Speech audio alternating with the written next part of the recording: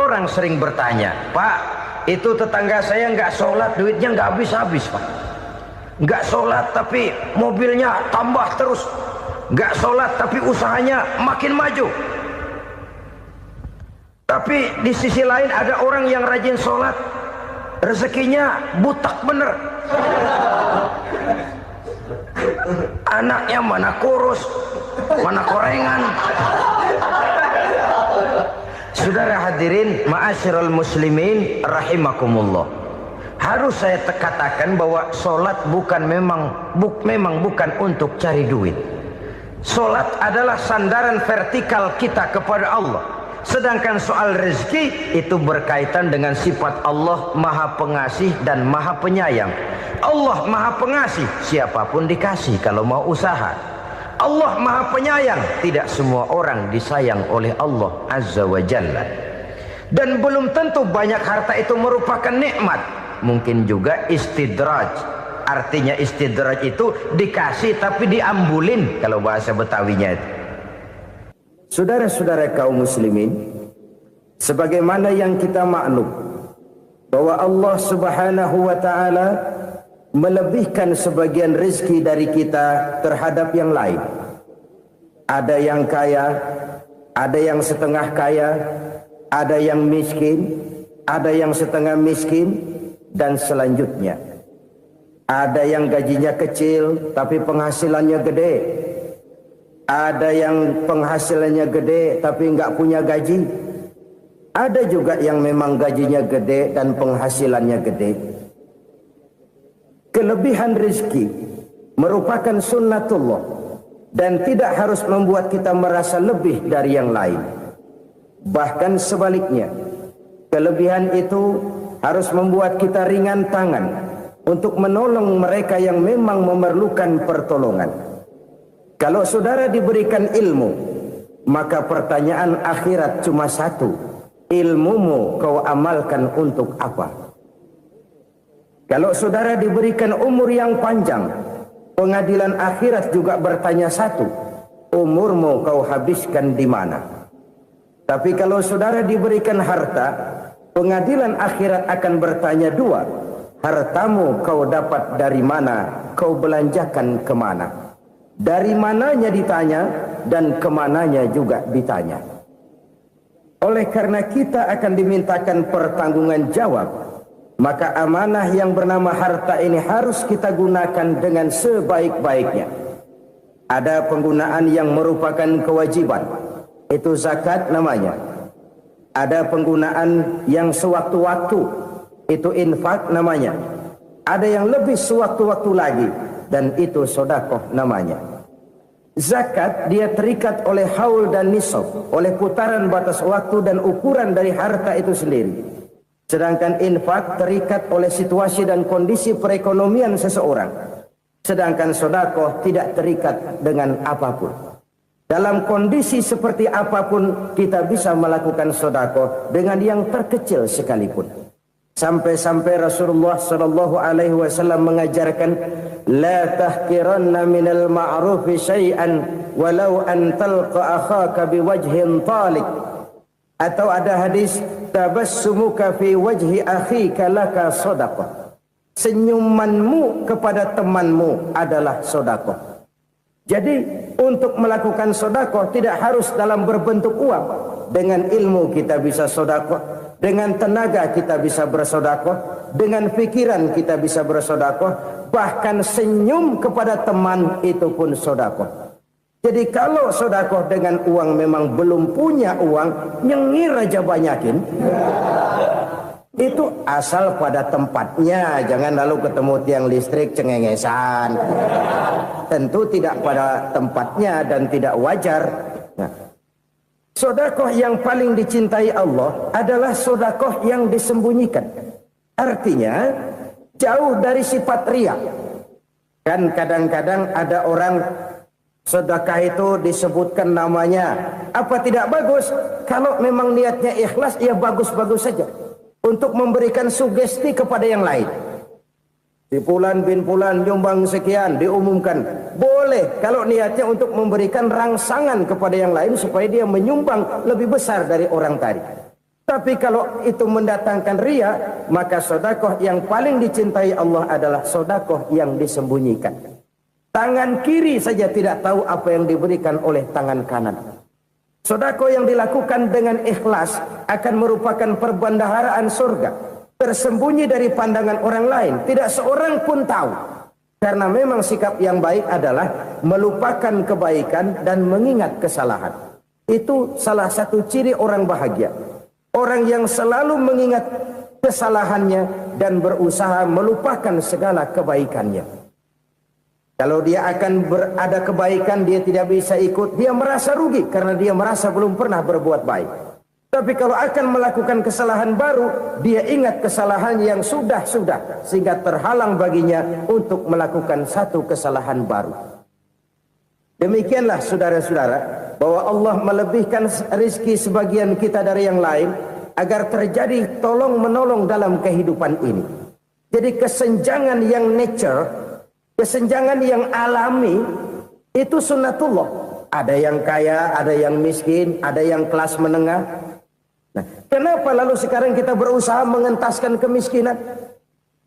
Oleh karena adanya kesenjangan struktural. Kalau yang kaya bisa semakin kaya, kenapa yang miskin tidak bisa naik jadi ikut sedikit kaya? Sebab pada dasarnya Islam adalah agama yang sejak turunnya sudah berupaya memerangi kemiskinan. Bahkan dikatakan kemiskinan itu mendekatkan kepada kekufuran. Orang kalau miskin udah dekat banget sama kafir. Gampang menjadi kafir. Berapa banyak saudara-saudara kita yang oleh karena soal perut, oleh karena soal materi, terpaksa meninggalkan dan menanggalkan akidahnya. Menjual petunjuk yang diberikan Allah dengan kesenangan dunia yang cuma sebentar ini. Na'udzubillah, thumma na'udzubillah. Jadi makin kita sembunyikan satu sedekah, semakin banyak perbendaharaan kita di surga. Sedekah yang paling dicintai Allah adalah sedekah yang disembunyikan. Malahan ada seorang sufi, dia punya kebiasaan kalau pergi sholat Jumat dia bawa uang, itu uang dia taruh di bawah tikar masjid. Dia niat sedekah kepada siapa saja yang nemuin itu duit. Maksudnya apa? Supaya yang nemuin nggak tahu siapa yang punya duit. Demikian dia saking ingin menyembunyikan sedekahnya. Karena sifat ria itu bisa memakan amal kita sendiri. Ria itu termasuk menyebut-nyebut kebaikan kita. Orang yang suka nepuk dada, sedikit-sedikit ngitungnya kalau nggak gua. Tuh kalau nggak gua tuh. Tuh yang belas itu kalau nggak gua, kalau nggak gua. Iya kalau nggak lu kenapa emang? Orang yang suka menepuk jasad. Tuh, biasanya memang begitu saudara-saudara. Kalau perang lagi berkecamuk, orang nggak sempat ngaku jadi pahlawan. Tapi begitu perang selesai, yang kagak kenal bedil ngaku pahlawan, mas. Itu sesuatu yang biasa. Oleh karenanya, orang-orang yang ikhlas dalam bersedekah, disembunyikannya sedekah itu, Allah cinta betul. Malahan ada hadis memberikan jaminan, inna sadaqatal mar'il muslimi tazidu fil umri wa tadfa'u mitatas su'i. Sesungguhnya sedekahnya seorang mukmin tazidu fil umri, bisa menambah umur panjang. Wa tadfa'u mitatas su'i, dan menyelamatkan manusia dari mati secara su'ul khatimah. Jadi siapa yang kepengen panjang umur, banyaklah sedekah. Yang bosan hidup, pelit terus. Sedekah menambah panjang umur dan menyelamatkan manusia dari mati secara su'ul khatimah. Pak, katanya umur itu nggak bisa ditambah, nggak bisa dikurangin.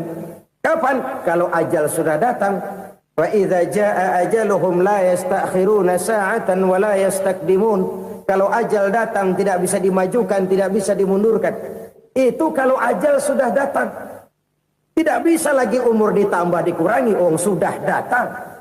Tapi kalau belum datang, itu kan haknya Allah. Mau ditambah, mau dikurangi, hak prerogatif Allah. Sebagai pencipta manusia, Allah maha kuasa dan maha mampu. Sedekah ini menambah panjang umur dan menyelamatkan manusia dari mati secara su'ul khatimah. Tuh, orang mati kan sama ya kondisinya, mati nggak nafas. Tapi hakikat mati kan lain-lain. Ada yang mati itu husnul khatimah, baik akhirnya. Misalnya lagi ngaji mati, lagi sholat mati, lagi sedekah mati. Ini yang dinamakan dengan husnul khatimah, baik di akhirnya. Sebaliknya ada yang su'ul khatimah, jelek di akhirnya. Ini yang jadi catatan akhir. Lagi nyekek botol, mampus. Lagi banting kartu, modar.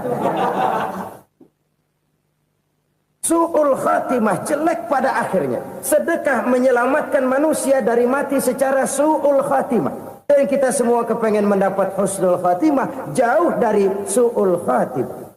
Oleh sebab itu yang bisa menyelamatkan kita dari penyakit itu antara lain adalah sedekah yang disembunyikan, yang dikerjakan dengan ikhlas karena Allah, tidak karena kepengen dipuji orang, tidak karena ingin dikatakan orang pemurah. Sebab orang dermawan itu orang yang memberi tanpa harus diminta. Kalau masih harus diminta, ya belum dermawan namanya, masih harus diminta. Kalau nggak diminta ya tulus, lolos, polos.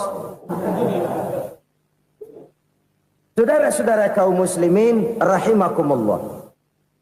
Harta adalah amanat dan akan kita pertanggungjawabkan. Allah melebihkan rizki sebagian kita dari yang lain agar kita saling tolong menolong, bantu membantu. Nabi janjikan siapa yang meringankan beban saudaranya muslim di dunia, Allah akan meringankan bebannya di akhirat nanti. Sebuah jaminan dari baginda Nabi. Si orang yang kita bantu barangkali tidak bisa membalas, Allah yang akan membalas lewat jalan lain yang tidak pernah kita sangka-sangka. Ada orang tanya, Pak, ini ada orang nyumbang masjid sambil marah-marah, bagaimana? Saya bilang sumbangannya aja ambil, marahnya jangan. Marahnya jangan diambil, itu urusan dia. Saudara-saudara kaum muslimin rahimakumullah. Umat Islam ini kan umat yang punya potensi besar. Kadang kita merenung, kenapa kadang-kadang pembangunan masjid kok lambat sekali? Kalau hotel hari ini peletakan pertama, bulan depan peresmian. Supermarket hari ini peletakan batu pertama, minggu depan peresmian. Tapi kalau sudah yang namanya masjid, kadang-kadang peletakan batu pertama sekaligus jadi batu terakhir. 3 tahun, 4 tahun, campur nebar jalak di jalanan, duit dijaring kayak ikan sepat. Apa tidak ada orang Islam yang kaya? Banyak. Apa tidak ada pengusaha muslim yang jadi konglomerat? Ada. Lalu yang belum banyak itu yang komit terhadap nilai-nilai agamanya. Akhirnya kita jatuh jadi umat yang lemah.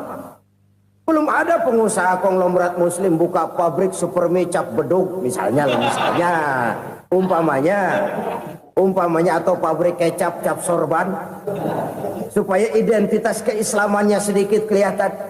Kita jatuh jadi umat yang lemah karena potensi tidak terinventarisir dengan baik. Kita ini ibarat kompor yang cuma matengin nasi orang lain. Potensi kita dimanfaatkan oleh orang lain. Ukhuwah Islamiyah kita baru terbatas kepada silaturahmi. Ukhuwah di bidang ekonomi kita lemah. Ukhuwah di bidang kebudayaan kita lemah. Apalagi ukhuwah di bidang politik kita lebih rapuh lagi. Padahal ukhuwah itu adalah totalitas kehidupan manusia. Menyangkut ipolek sosbud. Memerlukan nilai-nilai ukhuwah. Jadi oleh karena itu mari kita menyadari. Di dalam harta kita, walaupun kita yang cari, pergi pagi, pulang sore, peras keringat, banting tulang, di sana ada harta anak yatim. Di sana ada hak masjid. Di sana ada hak pesantren. Di sana ada hak jihad. Berbahagialah seseorang apabila dia oleh Allah dijadikan keran. Keran itu menyimpan air, tapi tidak untuk dirinya, tapi disalurkannya kepada mereka yang memang memerlukannya. Saudara-saudara kaum muslimin rahimakumullah, ini yang pertama. Jadi perbendaharaan surga adalah menyembunyikan sedekah. Orang lain nggak tahu, kita pun nggak pernah ngitung-ngitung. Kita anggap lewat begitu saja, padahal itu deposit akhirat. Satu. Yang kedua, perbendaharaan surga itu apa? Wa kitmanul musibah, menyembunyikan kesulitan. Kadang orang takut menghadapi kesulitan, tapi makin kita merenung, hidup ini kan sebenarnya urusan. Takut sama urusan, ya jangan hidup. Tandanya orang hidup itu kalau punya urusan. Urusan melupakan problem. Problem sering menimbulkan kesulitan. Kesulitan bukan untuk ditakuti, tapi untuk diatasi dan dicarikan jalan keluarnya. Siapa sih orangnya yang gak pernah sulit-sulit? Makin tinggi status sosialnya, makin gede urusannya. Makin tinggi kualitas imannya, makin berat tingkat kesulitannya. Cuma memang yang namanya enak itu seperti pelangi. Biang lala itu nggak pernah di atas kepala kita, di atas kepala orang melulu. Lo sih enak lo, kata kita. Dia juga bilang yang enak kan lo. Pelangi itu nggak pernah di atas kepala kita. Kata tukang beca, aduh enak ya naik Mercy. Kata tukang beca, apa yang di dalam mobil Mercy? Aduh enak bener tukang beca, di jok ngeringkuk ngorok pules bener. Saya kamar pakai AC, sejuk, tempat tidur sutra, empuk, alga, spring bed, gula kulik, nggak bisa pulas kalau belum minum Valium, belum tidur. Enak bener tukang beca, di jok ngorok nggak tahu wetan kulon. Si tukang beca bilang yang di Mercy enak, yang di Mercy bilang tukang beca enak. Inilah enak, nggak pernah di atas kepala kita, di atas kepala orang lain melulu enak itu. Nah, saudara-saudara,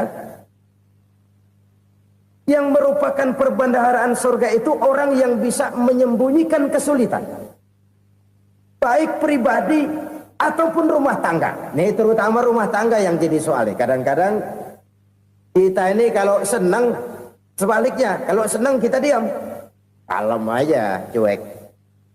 Banyak banget duit kita bawaan, diam aja udah. Malah ketemu orang takut. Tapi begitu susah, sekampung tahu. Padahal Nabi mengajarkan perbendaharaan surga itu menyembunyikan musibah, menyembunyikan kesulitan. Kalau enak, cerita sama orang-orang. Kalau nggak enak, rasain sendiri, tekan sendiri, atasin sendiri.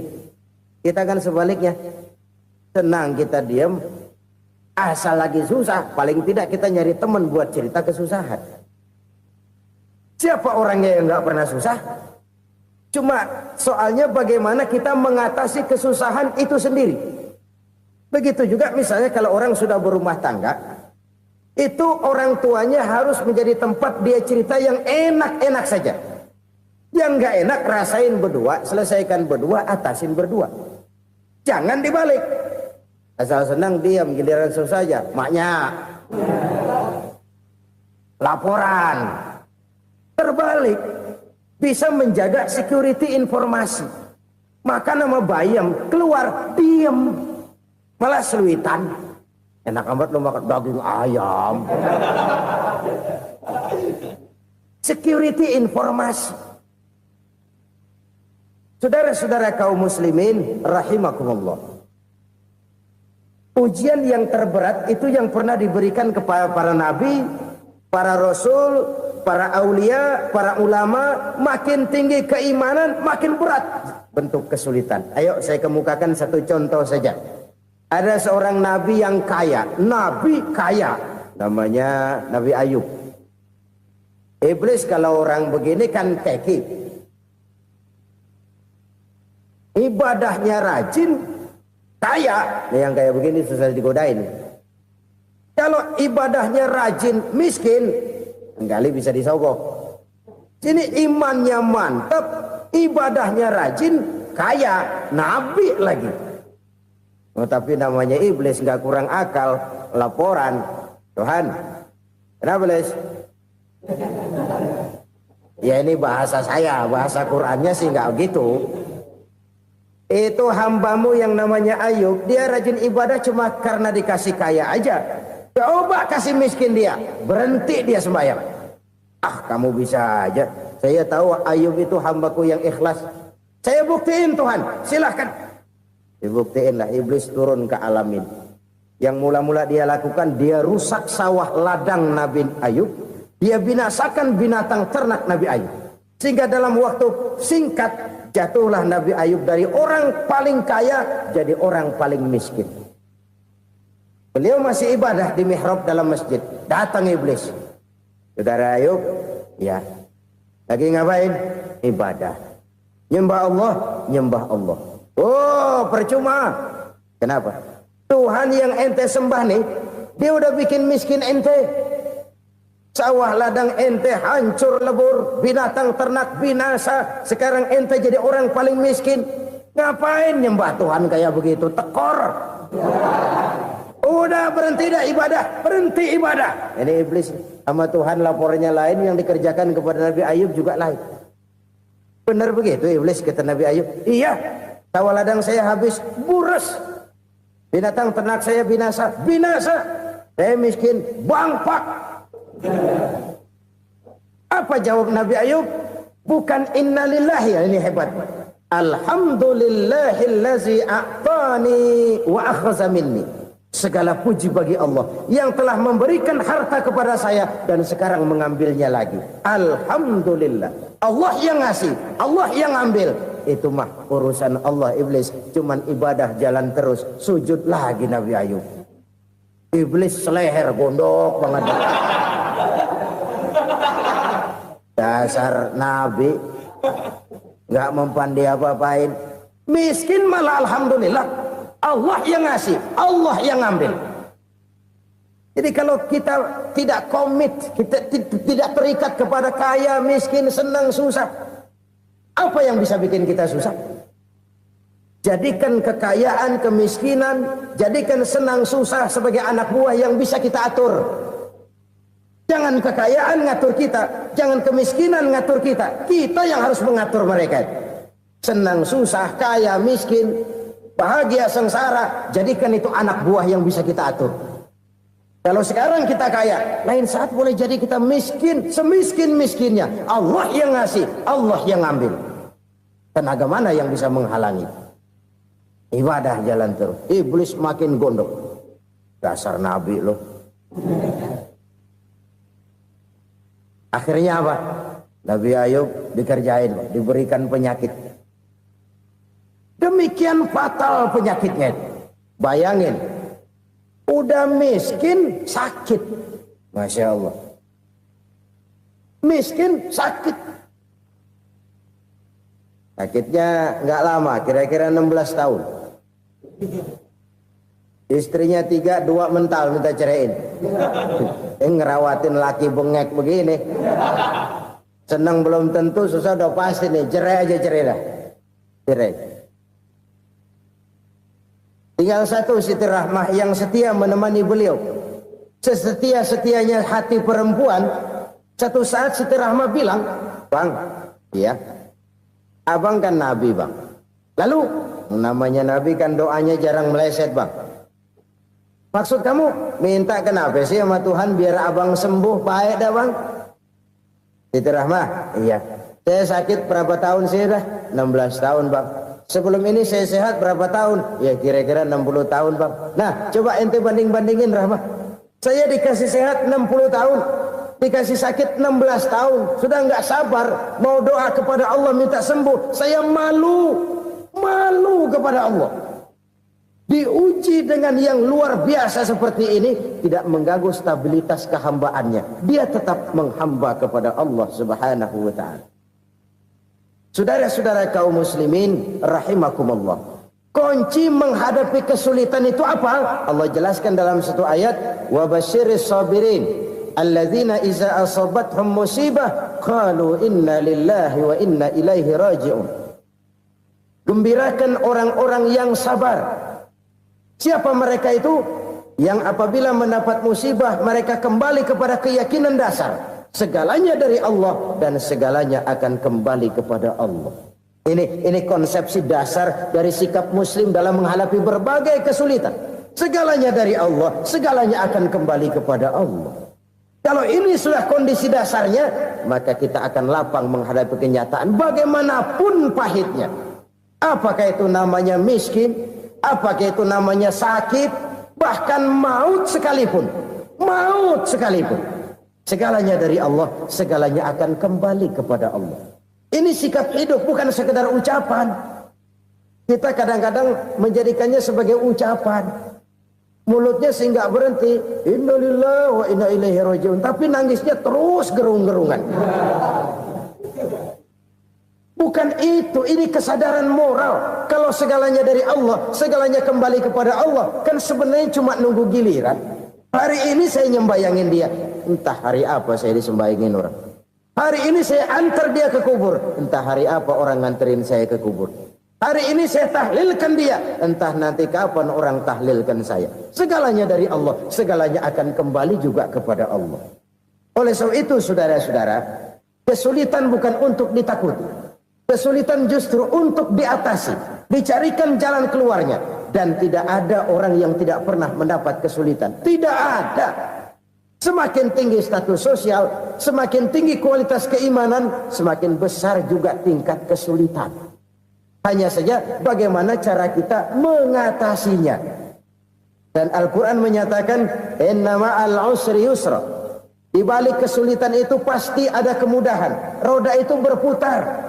Karena itu Rasulullah sallallahu alaihi wasallam mengingatkan kepada kita, ta'arraf ila Allah fir raha ya'rifka fis syiddah.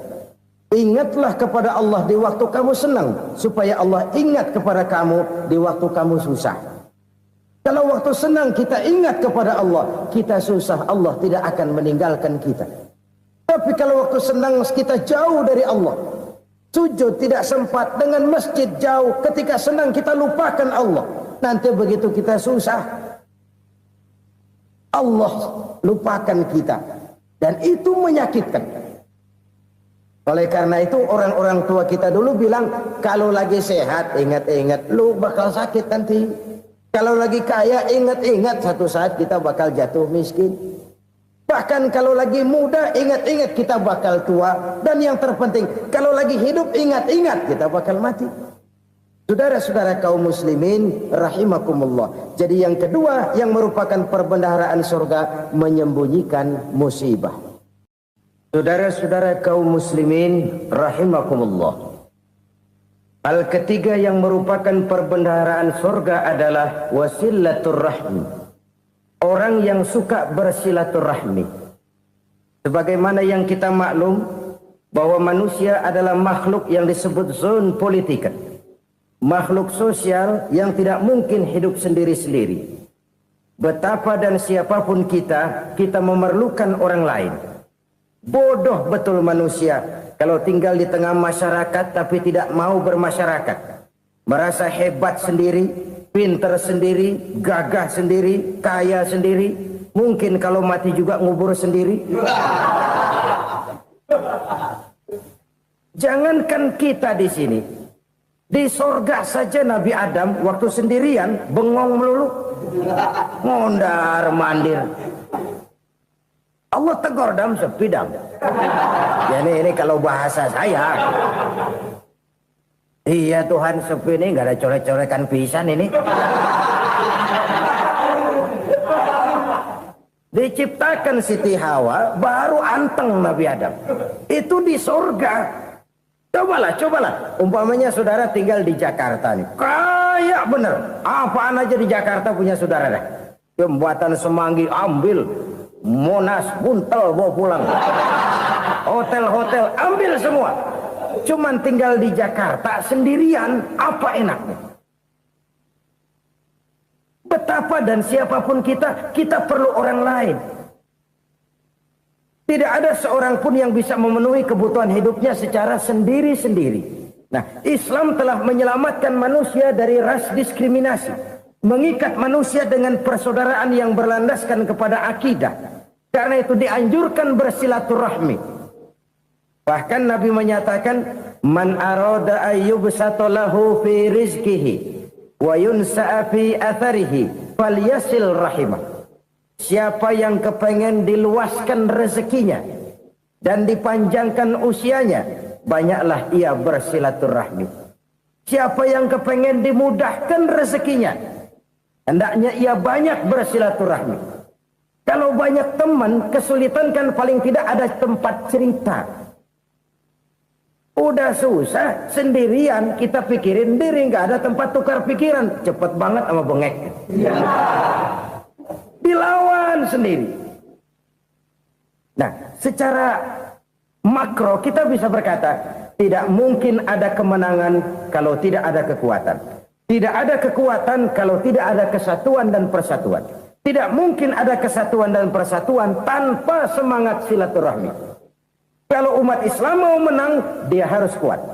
Kalau umat Islam mau kuat, dia harus bersatu. Kalau umat Islam mau bersatu, dia harus membudayakan silaturahmi ini. Bahkan sampai-sampai kata Nabi, kalau bisa cari nilai tambah. Apa? Silman qata'ak. Bersilaturahmilah kau kepada orang yang marah denganmu. Masya Allah, indahnya ajaran agama kita. Orang yang marah pun kepada kita, kata Nabi, kalau bisa bersilaturahmilah kepadanya, kepada orang yang marah itu. Di situ nilai tambah. Cuman jujur nih hadis, ngucapinnya gampang, ngamalinnya yang berat banget. Orang marah sama kita, kita disuruh silaturahmi, ada apa malu? Lu marah, ada gue marahan lagi. Gue pikirin. Saudara-saudara kaum muslimin rahimakumullah. Tapi ini yang diajarkan, bahkan ini yang dicontohkan oleh baginda Rasul. Bagaimana begitu mudah, misalnya satu saat Abu Jahal ini ngatur strategi bagaimana bikin Muhammad celaka. Dia gali lubang di depan tempat tidurnya. Dia tutupin daun korma. Terus dia panggil seseorang, ke sini. Kasih tahu Muhammad, pamannya sakit keras, minta ditengokin. Berangkat orang ini ke sana. Muhammad, labbaik. Pamanmu sakit keras, dia minta ditengokin. Baik, saya akan datang menjenguk beliau. Berangkatlah Nabi ke rumah Abu Jahal tanpa prasangka apapun. Abu Jahal udah pasang setil, selimut 3 rangkap setengah dipakai. Persis kayak orang meriang. Tapi sembari ngintip dari balik selimut, begitu Muhammad buka pintu, nah, masuk perangkap nih. Muhammad jalan menuju tempat pembaringan. Makin lama makin dekat, makin lama makin dekat. Makin dekat ke lubang yang dipasang oleh Abu Jahal itu. Dalam hati Abu Jahal, terus dah jatuh, mampus dah lo ini. Mampus lo hari ini nih. Apa yang terjadi? Malaikat Jibril datang. Muhammad, pamanmu cuma pura-pura sakit. Di depan tempat tidurnya ada lubang perangkap supaya kamu jatuh ke situ. Sudah, kamu pulang. Balik kanan Nabi. Sudah hampir jatuh ke lubang, balik kanan, pulang. Bayangin kecewanya Abu Jahal. Muhammad dikit lagi, Muhammad dikit lagi. Enggak, paman, saya pulang aja. Emosi bangun dari tempat tidur, enggak sadar kalau lagi pura-pura sakit. Lompat ngejar Nabi, dia lupa dengan lubang yang dia gali. Serak, nyemplung sendiri ke dalam lubang.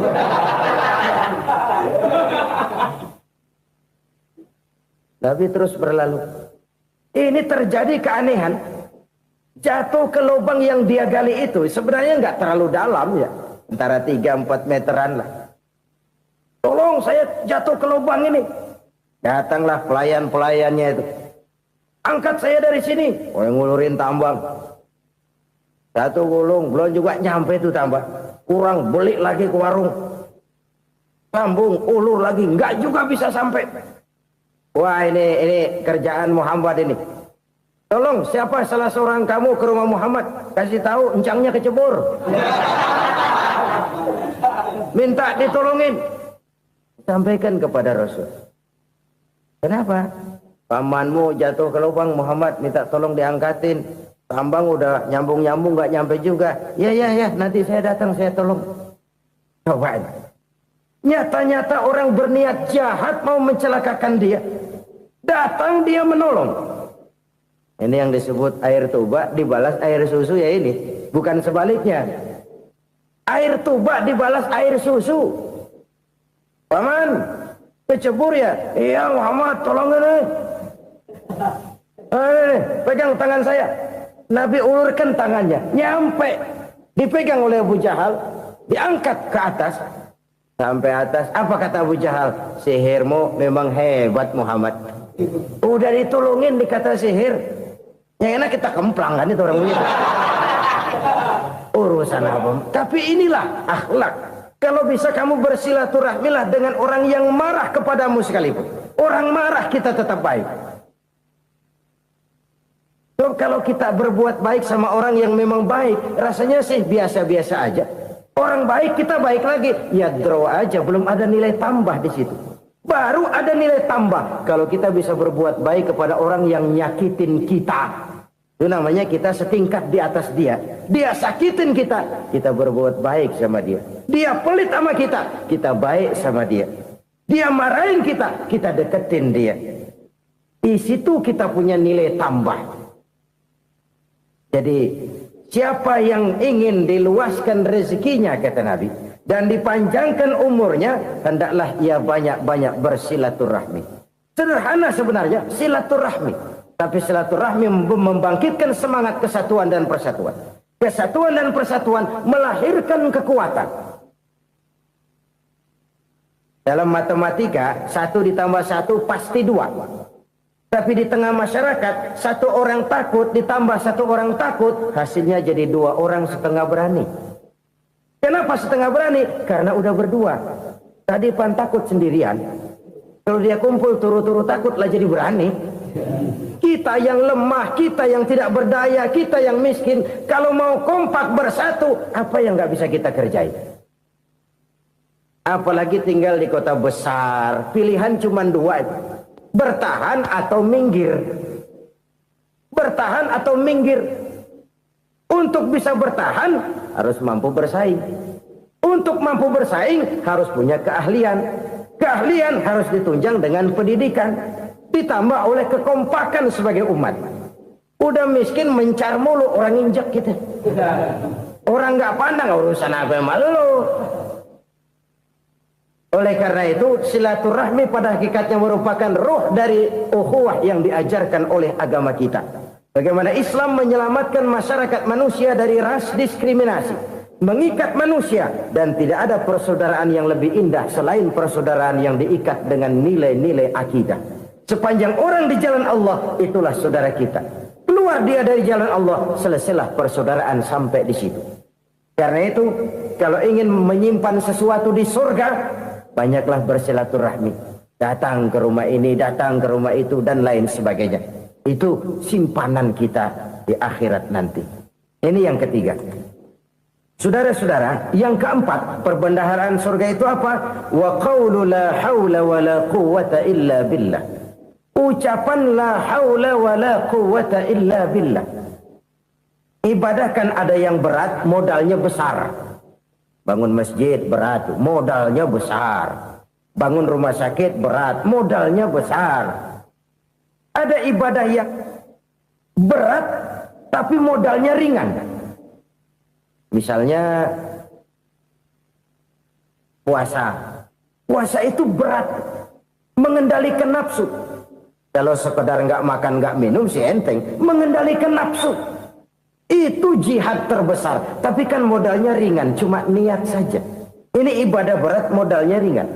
Ada ibadah yang ringan, modalnya juga enteng. Seperti termasuk ucapan la haula wa la quwwata illa billah. Tanpa sadar, la haula wa la quwwata illa billah. Nyelengin tuh di surga.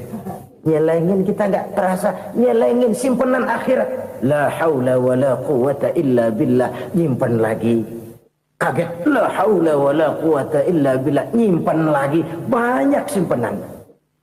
Walaupun sebenarnya yang dimaksud di sini adalah kesadaran batin bahwa tidak ada daya dan kekuatan kecuali Allah.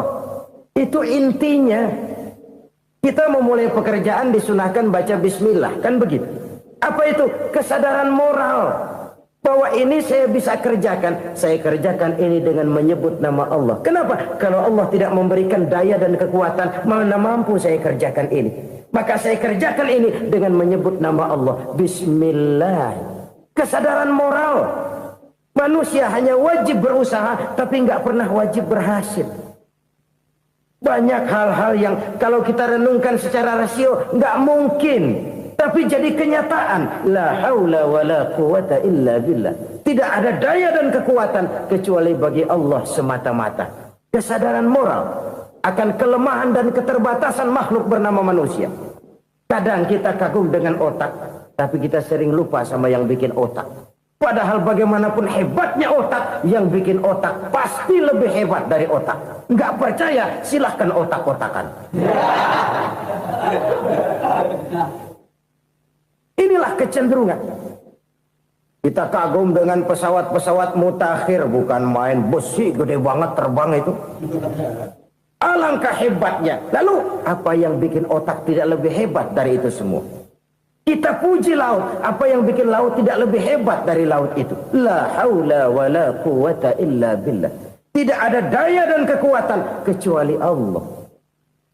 Apa yang bisa kita lakukan kalau tidak karena daya dan kemampuan yang diberikan oleh Allah kepada kita? Lahirlah sikap tawadu, rendah hati, tidak melonjak menjadi angkuh dan sombong, sadar akan kelemahan dan keterbatasan diri. Sebagai makhluk yang diciptakan oleh Allah Subhanahu wa taala. Jadi satu sisi ini ucapan yang berpahala, la haula, jadi wiridan. Pada sisi lain ini kesadaran moral, sikap mental, kesadaran batin bahwa yang punya daya dan kekuatan itu cuma Allah. Kita nggak pantas untuk sombong. Sebab sombong itu pakaiannya Allah. Kita nggak sedang pakai pakaian Allah, kegedean. Dan makin kita renungi, makin terbentur. Apa sih yang bisa kita sombongin? Kita mau sombong apa? Kaya? Pintar? Itu kan semua relatif. Di atas langit masih ada langit lagi. Jadi oleh karenanya, marilah kita menyadari. Manusia hanya wajib berusaha, tapi tidak pernah wajib berhasil.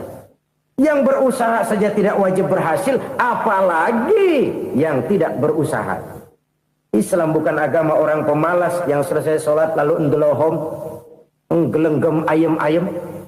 Tapi Islam bukan agama orang sombong yang setelah berusaha lalu tidak memerlukan Allah. Kita bisa saja bikin proyeksi, tahun sekian kita bakal panen besar menurut perhitungan otak.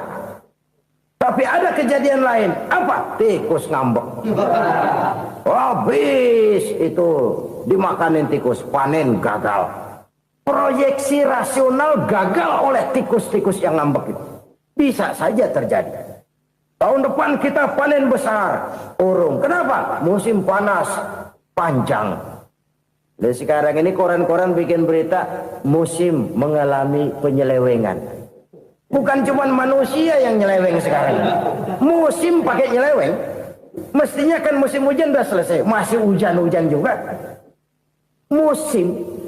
Nah sekarang kita boleh bikin proyeksi. Kita bakal panen besar. Tahu-tahu musim panas panjang. Sawah retak, air kering. Cari teknokrat yang paling botak. Suruh pendekin tuh musim panas. La haula wa la quwata illa billah. Inilah kesadaran moral. Saudara, saya teringat satu saat ada seorang konglomerat. Umurnya ya kira-kira 70-an. Satu saat dia ditanya oleh wartawan, "Pak, umur Bapak berapa sih?" "Ya paling 10 tahun." 10 tahun? 10 tahun? Anak Bapak berapa orang? Satu saja? Satu. Harta Bapak berapa? Ya paling-paling bangsa 7 juta kali. 7 juta? Iya. Pak, kenapa Bapak bohongi saya? Bapak punya buku biografi. Koran-koran, majalah-majalah banyak memuat cerita riwayat hidup Bapak. Saya tahu umur Bapak 70. Kenapa bilang cuma 7 tahun? Saya tahu anak Bapak 8. Kenapa cuma bilang 1? Saya tahu harta Bapak miliaran, mungkin triliunan. Pabrik di mana-mana, bank di mana-mana. Kenapa bilang uang Bapak cuma 7 juta? Nah, kata si konglomerat tadi, kamu benar, nak, kamu benar. Umur saya kalau jumlahnya memang 70, nak. Cuman ingat-ingat saya, baru 7 tahun terakhir ini saya sujud. Baru 7 tahun terakhir ini saya berusaha dekat dengan Allah. Saya laksanakan perintahnya, saya jauhi larangannya. 7 tahun inilah rasanya yang ada nilainya di hadapan Allah. Yang 63 tahun matong, kelabu, kelem umur gue. Habis untuk maksiat, untuk munkarat. Maka ketika ditanya tadi, umur saya 7 tahun itu. Oh begitu Pak. Oh iya. Lalu anak Pak. Anak bapak kan 8. Kenapa bilang cuma 1? Nah, kalau jumlah hitungannya memang anak saya 8. Tapi dari 8 orang ini rasanya cuma 1 nih. Yang bakal jadi buah hati, belahan jantung. Pelanjut cerita, penerus sejarah. Bakal jadi anak soleh yang akan mendoakan saya. Cuma 1 rasanya anak saya ini yang bakal jadi buah hati saya. Besar-besaran saya. Yang akan mendoakan di kubur saya. Yang akan mendoakan di akhirat saya. Yang 7 orang mana, Masya Allah, yang atu tenggeng, yang atu nyekek botol mulu, yang atu nggak karu-karuan. Makanya saya bilang 1 anak saya yang akan bisa mendoakan saya. Oh begitu Pak. Iya. Nah harta Pak, harta Bapak kan triliunan, pabrik Bapak di mana-mana, uang Bapak hampir di tiap bank-bank besar. Kenapa bilang cuma 7 juta? Betul kau nak. Harta saya kalau jumlahnya memang miliaran, triliunan mungkin. Tapi yang saya ingat baru 7 juta tuh yang saya belanjakan di jalan Allah. Saya nyumbang masjid, saya santuni yatim piatu, saya bantu pembangunan pesantren, saya bantu pembangunan rumah sakit Islam. Itu yang akan saya bawa pulang ke akhirat, yang 7 juta itu. Yang triliunan itu nanti akan diperebutkan oleh anak-anak saya sebagai waris saya. Jadi harta saya 7 juta itu yang bakal nemenin saya di akhirat. Yang akan saya bawa pulang jadi teman saya. Saudara-saudara kaum muslimin, jangan-jangan orang tua itu adalah kita-kita ini. Jangan-jangan kita-kita ini adalah orang tua itu. Jangan-jangan itu potret dari diri kita masing-masing. Dari sekian umur yang diberikan Allah, berapa tahun yang ada nilainya di hadapan Allah? Dari sekian anak-anak yang merupakan amanah, berapa yang akan mendoakan kita sebagai orang tuanya menjadi anak soleh? Dari sekian banyak harta yang diberikan Allah, berapa yang akan kita bawa pulang menghadapnya nanti, yang kita belanjakan di jalan Allah? Ini sebuah potret kehidupan. Karena itu kita kembali kepada la haula wa la quwata illa billah. Kita wajib berusaha, kita wajib berikhtiar. Selebihnya, segala daya dan kekuatan hanya milik Allah saja semata-mata. Satu kesadaran batin dari setiap pribadi muslim. Setelah ia berusaha dan berikhtiar, ia menyerahkannya kepada Allah Subhanahu wa ta'ala. Jadi, satu sisi ini merupakan wiridan ucapan yang mengandung pahala. Pada sisi lain, ini merupakan sikap batin dari seorang muslim di dalam ia menghadapi realitas kehidupan ini. Saudara-saudara kaum muslimin rahimakumullah. Kalau ini kita jadikan satu basis kehidupan, maka ini akan menyelamatkan manusia dari kemungkinan tergelincir menjadi orang yang lupa diri dan lupa darat. Sebab itu Imamul Ghazali berpesan, jadidis safinah fa innal bahra amiq wa khuziz zad fa inna safara ba'id wa khaffifil hamla fa innal hamla sadid. Perbarui selalu kapalmu karena lautan sangat dalam. Bawa bekal yang banyak karena perjalanan ini sangat jauh. Ringankan beban karena kebanyakan beban akan menyakitkan. Alangkah indah kalimat ini, alangkah dalam makna yang terkandung di sana. Perbarui selalu kapalmu karena lautan sangat dalam. Apa artinya ini? Jaga mentalmu baik-baik. Pelihara imanmu baik-baik karena hidup penuh cobaan seperti lautan. Kita kalau berlayar di lautan kan kadang-kadang tenang, angin bertiup sepoi-sepoi basah. Jika malam datang bintang gemintang bertabur menghias cakrawala, rembulan memantulkan sinarnya dengan indah. Dalam keadaan begitu berlayar enak, tapi lain saat ombak menggunung, halilintar menyambar, angin topan bertiup. Berapa banyak sudah saudara-saudara kita yang tenggelam di lautan dunia tanpa sadar bahwa dia belum sampai kepada pantai yang akan dituju. Berapa banyak sudah Saudara-saudara kita yang tenggelam di lautan dunia ini tanpa sempat bangkit lagi. Dia menyangka sudah sampai kepada tujuannya. Hati-hati kapal jangan sampai bocor karena lautan sangat dalam. Iman ini jaga baik-baik karena hidup penuh dengan ujian. Wa khuzizat fa inna safara ba'id. Bawa bekal yang banyak karena perjalanan sangat jauh. Saudara mau ke Bandung, bawa duit. Saudara mau ke Surabaya, banyakan lagi duitnya. Saudara mau ke Mekah, gepokan, iketan tuh duit nggak lembaran lagi. Makin jauh perjalanan, makin banyak bekal yang harus kita bawa. Kalau saudara dari Jakarta mau ke Surabaya, kagak bawa duit berangkat juga, itu sih bukan berani namanya, nekat. Sampai Surabaya belum tentu, sengsara di jalan udah pasti. Kenapa? Nggak bawa bekal berangkat. Sama juga kita nih, misalnya belum sempat sembahyang, mati. Waduh, berani banget orang. Belum punya bekal, mati. Sengsara di jalan. Atau bekal tidak cukup. Dari Jakarta saudara mau ke Surabaya, bawa duit 500 perak. Paling jauh Cikampek nyampenya itu. Paling jauh itu. Antara jauhnya perjalanan dengan bekal yang saudara bawa tidak seimbang. Hidup ini perjalanan panjang. A walking tour. Dimulai dari alam arwah. Sebelum jasad diciptakan, roh diciptakan lebih dulu. Dari situ pindah ke alam rahim. Dari alam rahim pindah ke alam dunia. Dari alam dunia pindah ke alam barzah. Baru menuju akhirat. Satu perjalanan panjang. Kalau bekal tidak bawa, sengsara di jalan. Bawa bekal yang banyak karena perjalanan ini sangat jauh. Wa khaffifil hamla, ringankan beban karena beban itu cuma akan menyulitkan. Kalau bekal itu sih keperluan, tapi beban nggak kita perluin, cuma ngeberat-beratin. Apa ini beban? Dosa, kecurangan, kebatilan, kezoliman, ketidakadilan, kesewenang-wenangan. Itu akan jadi beban kita di akhirat. Alangkah celakanya, perjalanan panjang, bekal tidak bawa, beban kelewat banyak, alamat sengsara di jalan. Pahala tidak ada, dosa berlipat ganda. Na'udzubillah, summa na'udzubillah. Kalau kita rangkum nasihat Al-Ghazali dengan kisah si konglomerat tadi, kita akan mengambil kesimpulan. Pertama, bekal terbaik dalam menghadapi gejolak kehidupan ini tidak lain adalah iman. Yang kedua, pahala dan dosa. Dua hal kontroversial.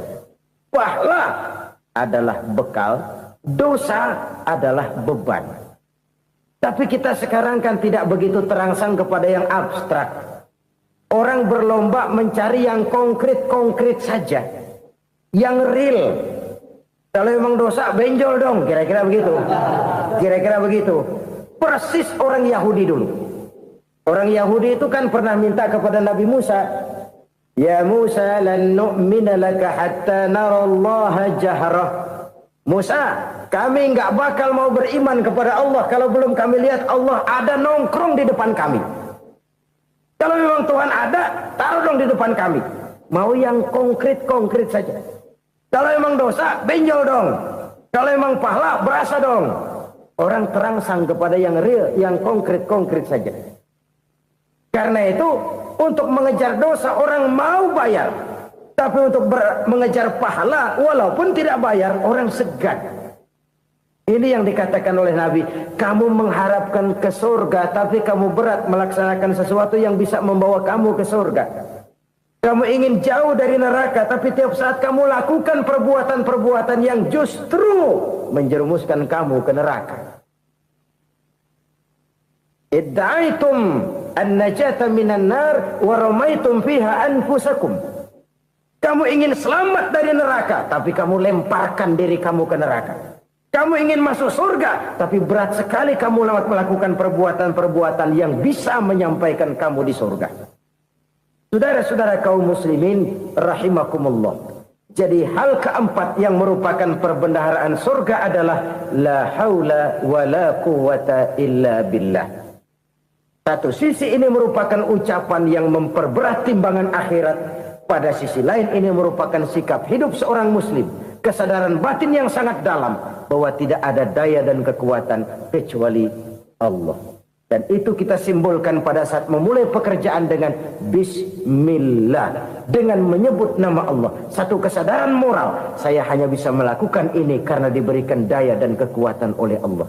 Lahirlah sikap tawadu, rendah hati, tidak melonjak menjadi angkuh dan sombong. Saudara-saudara, sampai sini dulu jumpa kita kali ini.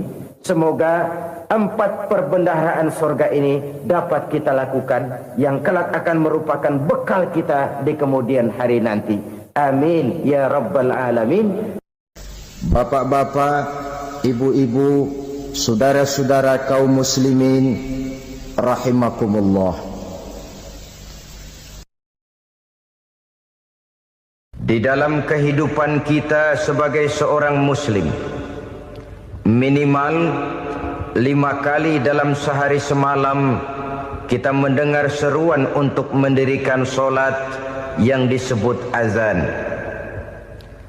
Ada kalimat menarik di dalam kalimat azan itu, yakni seruan hayya 'alal falah, marilah menuju kepada keberuntungan, marilah meraih kemenangan. Seruan ini adalah kecenderungan dari setiap manusia, apapun warna kulitnya. Artinya, setiap orang dalam hidup selalu ingin meraih dan mencari kemenangan. Kemenangan akan melahirkan kepuasan batin, dan kepuasan batin memberikan kebahagiaan. Sedangkan kekalahan melahirkan penderitaan batin, dan penderitaan batin menjerumuskan seseorang di dalam berbagai bentuk kerugian. Jikalau inilah seruan azan, maka masalahnya ialah apa yang menyebabkan kita meraih kemenangan. Al-Quranul Karim memberikan tuntunan dan ajaran kepada kita bahwa orang-orang yang memperoleh kemenangan itu tidak lain adalah orang-orang yang bertakwa. Hanyalah mereka yang bertakwa kepada Allah Subhanahu wa ta'ala pada akhirnya akan tampil sebagai pemenang. Lalu siapa orang yang bertakwa itu? Dijelaskan dalam awal-awal Al-Baqarah, orang yang bertakwa yang akan meraih kemenangan.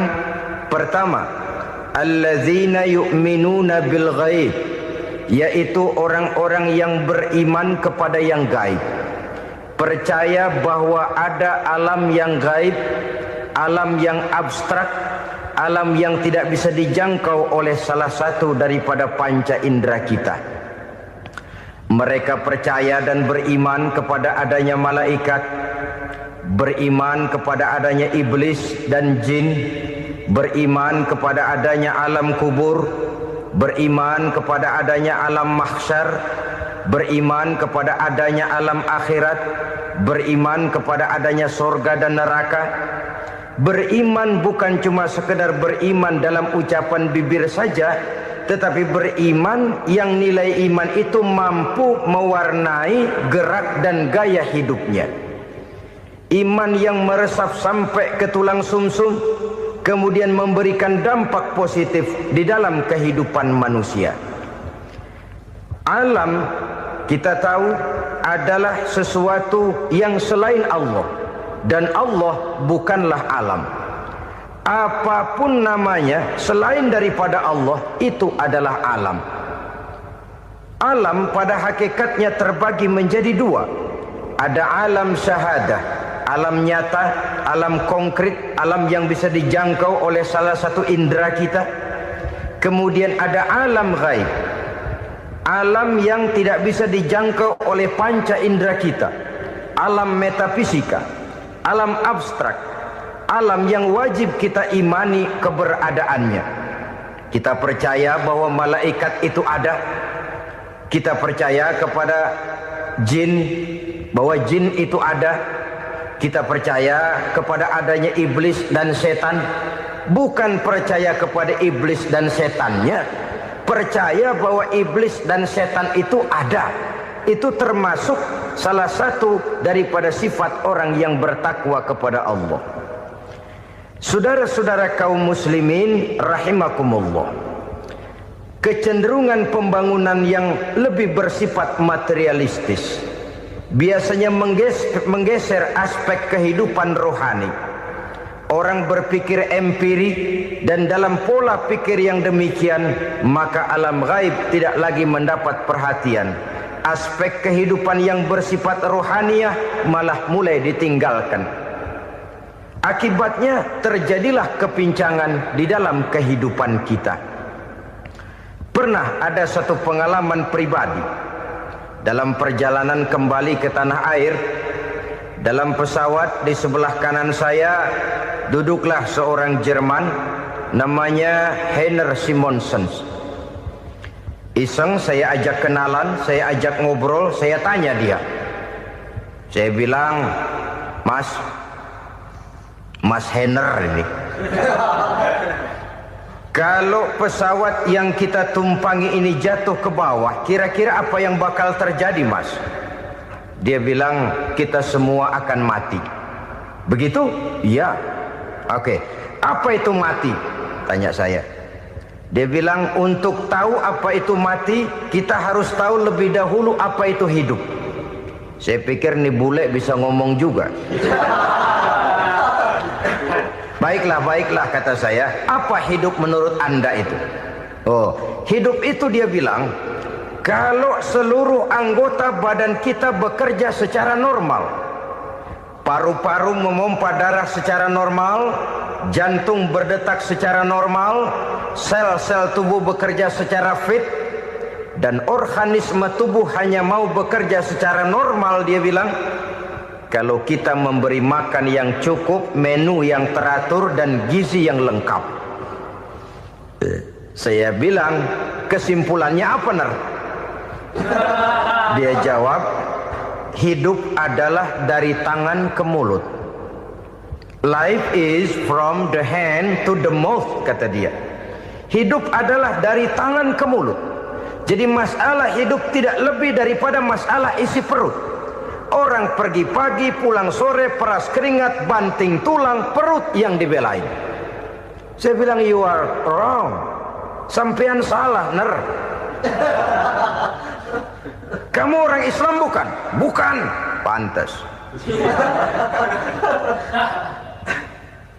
Kenapa saya salah? Dia bilang. Ya jelas salah. Salahnya di mana? Kamu ini manusia. Kalau hidup cuma dari tangan ke mulut, saya bilang, kambing di kampung saya juga begitu pikirannya, Ner. Itu kambing di kampung saya, asal perutnya kenyang, sudah hidup dia. Perkara besok bagaimana, lusa prospeknya macam mana, bulan depan ada apa, kambing nggak pernah mikir.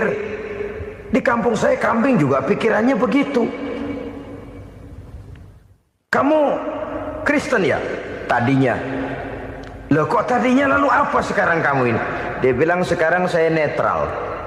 Saya tidak beragama, tapi saya percaya kepada Tuhan sebagai pencipta alam.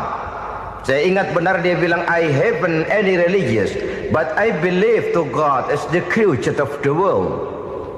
Kenapa bisa netral begitu, Ner? Habis saya bingung katanya.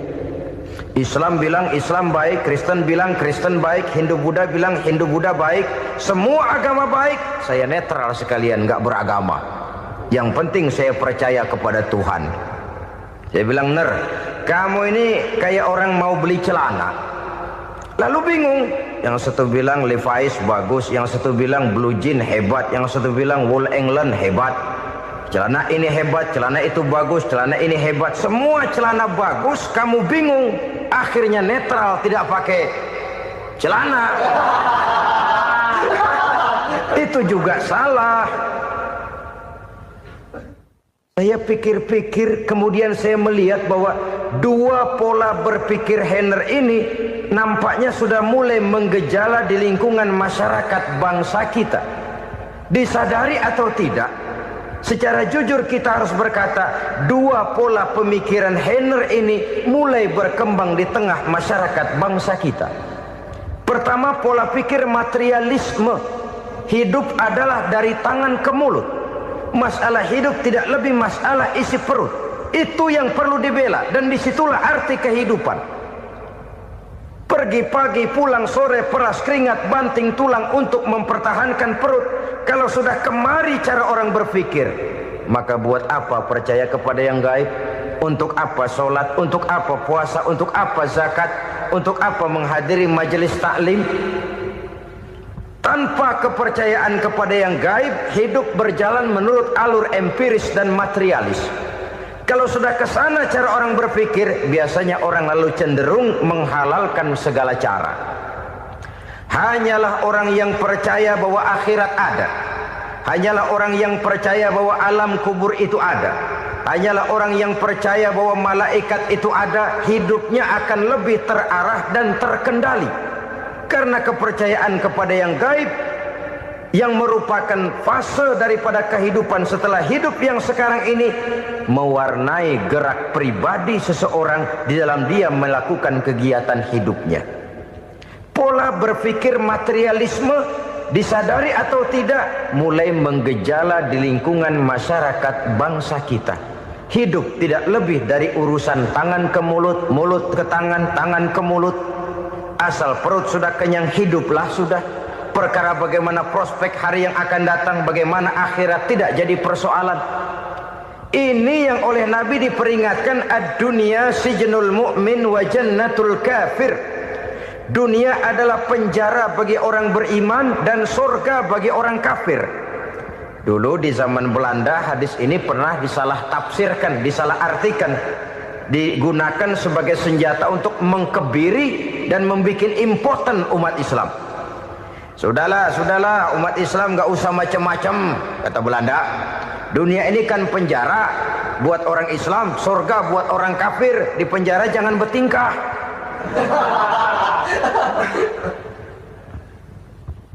Pengertiannya tidak begitu. Dunia adalah penjara bagi orang mukmin. Artinya dalam kehidupan dunia seorang mukmin tidak bebas memperturutkan hawa nafsunya. Di penjara hawa nafsunya itu. Sebaliknya surga bagi orang-orang kafir. Buat orang kafir surgalah dunia ini. Mereka bebas memperturutkan hawa nafsunya. Dilarang tidak terlarang, dicegah pun tidak tercegah. Mereka hidup menurut alur bisikan nafsu mereka sendiri. Kemudian bila ajal datang, maut merenggut nyawa, selesailah surganya sampai di situ. Maka bagi orang-orang yang tidak percaya kepada adanya akhirat, kepada adanya alam gaib, surganya sebatas umurnya. Sekali lagi, surganya sebatas umurnya. Bila umur selesai, ajal pun datang merenggut nyawa, selesailah sudah surganya sampai di situ. Alangkah pendeknya perjalanan orang-orang yang tidak percaya kepada alam gaib ini. Bagi kita mukmin, jikalau kita mampu memenjarakan hawa nafsu, kita bisa bahagia di dunia ini. Dan Islam memang tidak menyuruh kita sengsara di dunia. Raih dunia, kejar dunia, gapai dunia sebagai alat untuk mencapai kebahagiaan di akhirat nanti. Hidup adalah satu perjalanan panjang yang terbentang sejak kita terlahir dari alam rahim sampai kepada alam akhirat nanti. Andai kata kita gagal meraih kebahagiaan di dunia, toh kita masih punya akhirat. Tapi jangan jadi dalil yang melemahkan semangat. Biarin dah kita di dunia kebelangsak, yang penting akhirat. Akhirnya dunia benar-benar kebelangsak. Bagaimana dunia ini bisa kita raih, dan bagaimana meraih dunia untuk menunjang kepentingan akhirat nanti. Yang kedua, dari pikiran Heiner yang saya lihat menggejala di lingkungan masyarakat bangsa kita, timbulnya manusia-manusia netral. Seolah-olah Tuhan yes, agama no. Sama Tuhan percaya, agama ogah. Tuhan ngangguk, giliran agama godeng. Padahal hampir dalam setiap ayat dalam Quran, kata-kata amanu biasanya bergandeng dengan wa amilus sholihat. Iman dan amal soleh. Ini sebagai isyarat Tuhan dan agama jangan pernah dipisah-pisah. Apabila kita bertuhan, maka kita harus beragama. Apabila kita beragama, maka agama itu harus bersumberkan dari Tuhan yang kita imani itu. Tidak mungkin kita pisah, Tuhan yes, agama no. sama Tuhan percaya tapi agama bikin sendiri. Sembayangnya cukup bengong 2 jam madep ngulon.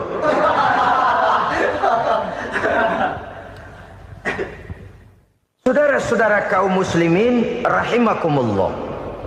Jadi dengan demikian, agama yang kita akui merupakan unsur mutlak di dalam pembangunan sekarang ini, merupakan bagian dari kehidupan yang menuntun kita bahwa di balik alam nyata ini, di balik alam syahadah ini ada alam gaib. Dan mudabbir, murabbi, yang mengatur, yang menguasai, yang memelihara baik dia alam nyata, baik dia alam gaib, tidak lain adalah Allah Subhanahu wa ta'ala. Di sana ada satu super power, satu maha kekuatan yang kita perlu bersandar kepadanya. Sebagai makhluk nyata yang hidup di alam nyata, berbuatlah secara nyata sebagaimana harusnya kita berbuat. Karena Islam jelas bukan agamanya orang pemalas. Islam jelas bukan agamanya orang yang mengajarkan setelah selesai sholat boleh duduk, nggelenggem ayam-ayam, ndelohom, menghitung bintang di langit sambil menunggu keajaiban. Tidak. Islam adalah agama yang mengajarkan apabila sholat sudah selesai kamu kerjakan, bertebaranlah di permukaan bumi, cari karunia Tuhanmu. Jangan hidup berpangku tangan menunggu keajaiban. Karena hidup bukan undian. Jangan berharap untung besar tanpa mau peras keringat. Tapi di sebalik itu toh kita juga harus yakin bahwa di sisi usaha nyata yang kita lakukan ada satu super power, satu maha kekuatan gaib yang menentukan berhasil dan tidaknya usaha kita. Kepercayaan kepada hal semacam inilah yang mendorong kita untuk mempunyai sandaran vertikal, agar jikalau usaha ini berhasil, kita tidak lupa diri dan lupa daratan. Jikalau usaha ini gagal, kita tidak putus asa dan buruk sangka, tidak cupik pandangan dan sempit hati, tapi mampu melihat persoalan dengan kacamata putih sambil husnuzon kepada Allah Subhanahu wa ta'ala. Kita percaya malaikat itu ada. Ada yang namanya raqib dan atid, mengawasi gerak hidup kita sampai kepada gerak hati kita. Ini memberikan sugesti agar kita berhati-hati. Tidak sejengkal tanah pun kita bisa berlindung dari pengawasan raqib dan atid. Ada munkar nakir yang akan menyoal kita di alam kubur. Ada malaikat Malik, penjaga neraka. Ada malaikat Ridwan yang menjaga surga. Kita percaya kepada adanya jin, kita percaya kepada adanya setan, iblis. Percaya kepada adanya, bukan mempercayai si setan, si iblis lalu menjadikannya sebagai teman. Tidak. Percaya bahwa mereka itu ada dan merupakan makhluk Allah yang gaib, yang diciptakan Allah Azza wa Jalla. Kepercayaan kepada alam gaib memberikan motivasi terhadap gerak lahir manusia, sehingga dengan motivasi kepercayaan kepada yang gaib, gerak lahir jadi lebih terarah, jadi lebih terpelihara. Pernah seseorang bertanya, "Pak, apakah adanya akhirat bisa dibuktikan secara ilmiah?" Saya bilang tidak bisa, tidak bisa. Kenapa? Karena yang berangkat nggak pernah pulang kembali lagi. Kalau dia pulang kemari bisa kita tanya bagaimana enak di sono. Cuma secara moral saya katakan, lebih beruntung orang yang percaya kepada akhirat daripada yang tidak. Sekarang saudara percaya akhirat ada, lalu saudara baik-baik di dunia, sholat, puasa, zakat, menolong orang lain, menebarkan kebajikan. Saudara mati, andai kata akhirat tidak ada, toh dalam hidup saudara sudah berbuat baik. Paling tidak nama saudara akan dikenang sebagai orang baik. Sebaliknya, saudara percaya, kata saya, bahwa akhirat tidak ada, lalu hidup semau-maunya, tenggelam dalam maksiat dan munkarat, menentang Allah, tidak mau ruku dan sujud. Lalu saudara mati, kemudian akhirat ada. Ayo, mau apa? Bekal tidak punya. Jadi secara moral lebih beruntung orang yang percaya kepada adanya akhirat daripada yang tidak percaya. Dan itu alam gaib yang tidak bisa dibuktikan secara eksat. Jangankan untuk membuktikan seperti itu, dalam kehidupan sehari-hari saja yang kita rasakan tidak selalu berbentuk toh. Angin, bagaimana sih bentuknya angin? Kita tidak tahu. Merah, buktinya kalau dikerok merah. Yang merah itu kulit, yang kulit kita bukan anginnya. Sakit, rasa sakit itu ada, tapi bagaimana bentuk sakit kita nggak pernah tahu. Kalau kita makan cabai pedas, bagaimana bentuk pedas itu tidak ada, tapi rasa ada. Bentuk pedas hijau, cabenya bukan pedasnya. Tidak semua yang kita rasakan bisa kita gambarkan dalam bentuk yang konkret. Oleh karena itu, sekali lagi bahwa kepercayaan kepada alam yang gaib mampu memberikan satu sugesti yang menata kehidupan seseorang lebih lurus, lebih terarah, dan lebih terkendali.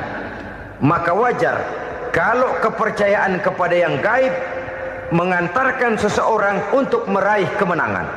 Kenapa? Dia percaya kepada yang gaib, bahwa akhirat ada, bahwa alam kubur ada, bahwa pertanggungan jawab itu ada. Maka dia lalu tidak hidup saenae udele dewe, itu loh. Tidak hidup menurut seleranya sendiri, terarah, teratur. Ini cirinya yang pertama. Orang bertakwa yang akan meraih kemenangan, mereka beriman, mereka percaya kepada yang gaib. Bahkan hal-hal konkret saja selalu berangkat dari yang gaib. Saudara-saudara, para remaja, para pemuda sekarang ini tidak pernah tahu toh siapa yang akan jadi teman hidup saudara. Kita bisa saja ngerancang, mentargetkan, tapi toh akhirnya yang namanya jodoh bukan kekuasaan kita. Rezeki di luar kemampuan kita. Begitu juga ajal, maut, jodoh, ajal adalah contoh-contoh konkret bahwa pada akhirnya yang gaiblah yang menentukan. Bertahun-tahun ngelancong, emang jodoh seret nggak jadi.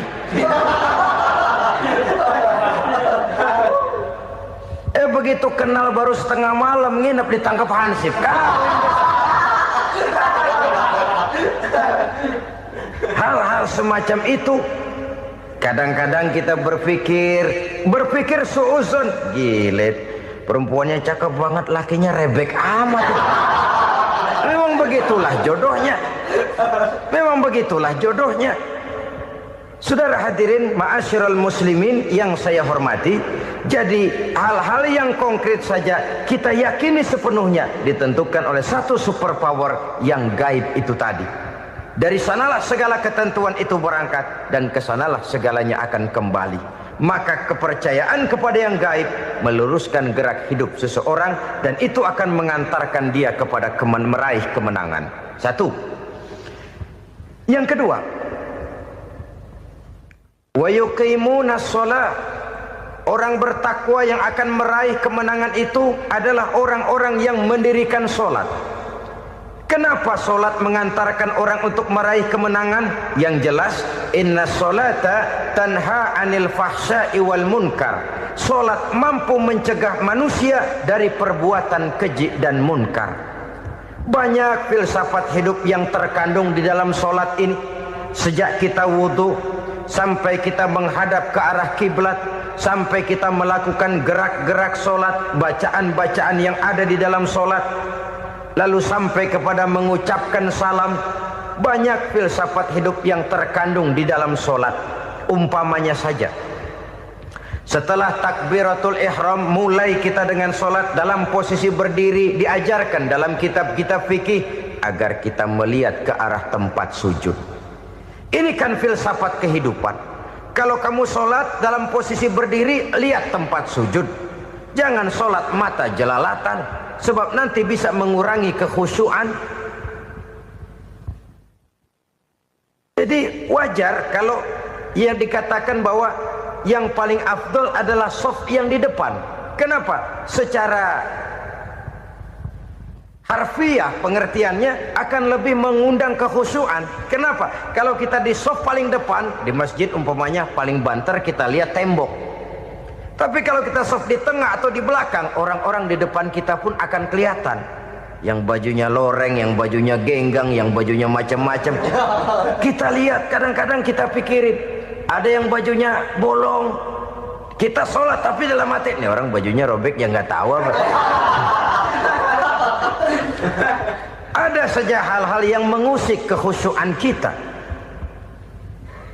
Oleh sebab itu diajarkan dalam posisi berdiri, lihat, arahkan pandangan matamu kepada tempat sujud.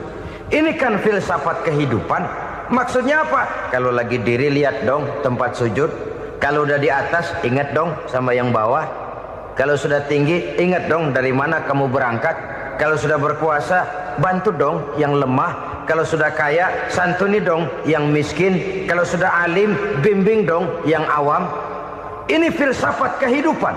Dalam posisi berdiri, kau lihat tempat sujud. Ini akan melahirkan kepekaan sosial, di mana seseorang mau tahu kepada orang lainnya. Bagaimanapun kaya kita, tinggi pangkat dan jabatan kita, jikalau hidup hanya untuk kepentingan perut sendiri saja, rasanya belum membawa manfaat di dalam kehidupan kita. Tapi efek yang tertinggi sesungguhnya, solat mencegah manusia dari perbuatan keji dan munkar. Perbuatan keji dan munkar, walaupun kelihatannya mendatangkan uang, membawa keuntungan, tapi itu keuntungan semu, keuntungan sementara. Dengan menipu orang lain kita bisa dapat untung, tapi tidak membawa berkah. Dan itu adalah kerugian besar dalam kehidupan kita. Maka untuk meraih kemenangan, harus dimulai dengan membentuk kepribadian yang tegar, memiliki sandaran vertikal yang langsung kepada Allah Subhanahu wa ta'ala. Dan itu hanya bisa kita tempuh melalui jalur ibadah formal yang sudah ditentukan Allah, yakni solat yang 5 waktu. Untuk memperkuat itu, ada solat-solat sunnah, rawatib, nawafil, sebagai terminal-terminal kontrol cadangan untuk memelihara stabilitas temperatur batin di dalam kita berhubungan dengan zat yang maha gaib, yaitu Allah Subhanahu wa ta'ala. Orang sering bertanya, Pak, itu tetangga saya nggak sholat, duitnya nggak habis-habis, Pak. Nggak sholat tapi mobilnya tambah terus. Nggak sholat tapi usahanya makin maju. Tapi di sisi lain ada orang yang rajin sholat, rezekinya butak bener. Anaknya mana kurus, mana korengan. Saudara hadirin, ma'asyiral muslimin rahimakumullah. Harus saya katakan bahwa solat memang bukan untuk cari duit. Solat adalah sandaran vertikal kita kepada Allah. Sedangkan soal rezeki itu berkaitan dengan sifat Allah Maha Pengasih dan Maha Penyayang. Allah Maha Pengasih, siapapun dikasih kalau mau usaha. Allah Maha Penyayang, tidak semua orang disayang oleh Allah Azza wa Jalla. Dan belum tentu banyak harta itu merupakan nikmat. Mungkin juga istidraj. Artinya istidraj itu dikasih tapi diambulin, kalau bahasa Betawinya itu. Dikasih tapi diambulin, itu bukan merupakan nikmat sesungguhnya, lebih merupakan azab dari Allah Subhanahu wa ta'ala. Mempunyai sistem solat, dan kita umat Islam telah dituntun oleh Allah Subhanahu wa ta'ala yang wajibnya 5 kali dalam sehari semalam mendirikan solat. Dan itu tentu berada dalam jangkauan kemampuan manusia. Pada awalnya barangkali kita memang merasa solat itu satu kewajiban. Tapi semakin kita hayati makna, manfaat dan filsafat yang terkandung di dalam ajaran solat, semakin sampai kita kepada keyakinan bahwa solat adalah keperluan kita. Sehingga pada waktu tertentu dinilai puncaknya, kita tidak lagi akan berkata saya wajib solat, tapi kita akan berkata saya perlu solat. Kalau kita sudah merasakan itu adalah keperluan kita, nah di sanalah kita baru akan merasakan ruginya kalau hal itu tidak kita laksanakan. Sepanjang kita masih berkata saya wajib sholat, kita akan lebih merasakan dia sebagai beban ketimbang sebagai keperluan. Yang jelas Allah tidak memerlukan ibadah yang kita laksanakan ini. Dengan kata lain, andai kata satu dunia penuh ini orang tidak ada yang sholat satu pun, Allah tidak akan turun dari jabatan Tuhan. Jangan lalu berpikir kalau kita ngambek se-RW kagak sembahyang Tuhan tekor kali ini ya. Tentu tidak. Itu perlunya kita, bukan perlunya Allah. Dan pada induknya kita akan berkata, saya perlu agama. Kalau secara induk kita sudah memerlukan agama, maka konsep-konsep yang ada di dalam ajaran agama itu pun adalah juga merupakan keperluan kita. Baik dia bernama sholat, baik dia bernama puasa, baik dia bernama zakat, baik dia bernama haji, seluruhnya adalah keperluan kita. Dan sesuatu yang kita perlukan apabila tidak kita laksanakan akan melahirkan kerugian di dalam kehidupan. Jangan heran kalau kita membaca riwayat perjalanan hidup para salafus soleh, orang-orang soleh. Ada yang tahajud sampai 100 rakaat, ada yang sholat malam kakinya sampai bengkak. Kita sekalinya bengkak biri-biri. Ada yang sholat membaca surah dalam Al-Quran sampai khotam Quran. Kok mau? Mereka sudah merasakan itu keperluan. Itu saja soalnya. Satu saat pun jikalau kita merasa bahwa itu keperluan saya, kita pun akan melaksanakan seperti itu. Keperluan saya dalam kehidupan. Inilah yang kedua. Yang ketiga, orang bertakwa yang akan meraih kemenangan itu, wa mimma razaqnahum yunfikun. Mereka membelanjakan sebagian daripada rezeki yang diberikan Allah kepada mereka. Mereka infakkan di jalan Allah. Ada satu dialog menarik. Satu hari seorang anak muda bertemu dengan seorang kakek-kakek yang sudah dikenalnya baik. Bertanyalah anak muda ini, "Kek, umur kakek berapa tahun?" 15 tahun, kata si kakek. "Anak kakek berapa orang?" 1. "Harta kakek berapa banyak?" 15 juta. Si anak muda ini bengong. Lalu protes, "Kok kakek bohongin saya?" "Kenapa?" "Saya tahu umur kakek 70 tahun. Kenapa ngaku 15? Saya tahu anak kakek 5. Kenapa bilang 1? Saya tahu kakek miliuner, miliaran uang kakek. Kenapa ngaku cuma 15 juta? Begini, kata si kakek tadi. Benar, umur saya 70 tahun. Tapi dari umur yang 70 tahun itu baru 15 tahun terakhir ini saya merasakan ibadah kepada Allah. Meninggalkan maksiat, jauh dari segala macam munkarat. Maka yang 15 tahun inilah yang benar-benar saya rasakan sebagai umur saya. Benar anak saya 5, tapi yang 4 susah diatur. Cuman 1 rasanya nih yang bakal jadi si buah hati belahan jantung pelanjut cerita penerus sejarah. Cuma 1 ini yang saya harapkan, yang akan jadi anak soleh, yang akan membuat saya menerima pensiunan pahala. Kalau yang 4 apek dah, nggak ada harapan. Yang 1 nyekek botol melulu. Oh begitu, iya. Lalu kenapa kakek bilang harta kakek cuma 15 juta padahal saya tahu kakek uangnya miliaran, depositonya banyak? Ya karena 15 juta itulah yang saya ingat yang pernah saya belanjakan di jalan Allah. Saya merasa itulah harta saya yang sebenarnya. Yang miliaran yang saya simpan di bank kelak kalau satu saat saya mati akan jadi rebutan di antara anak-anak saya. Iya kalau anak saya soleh kayak yang 1 ini. Kalau yang 4 tadi udah tulen dia bakal berantem dah berebut tuh. Jadi 15 juta yang saya belanjakan di jalan Allah inilah yang saya merasakan benar-benar harta saya yang sesungguhnya. Dialog ini patut menjadi bahan renungan kita bersama. Diberikan kita umur 40, 50, 60, 70, 80. Berapa tahun dari umur yang diberikan itu yang jalan mulus? yang kita gunakan untuk melaksanakan ibadah. Banyak harta kita simpan di bank, di lemari, di dompet, di tas. Tapi berapa yang sudah kita depositokan di jalan Allah yang akan menemani kita di hari kita kembali nanti?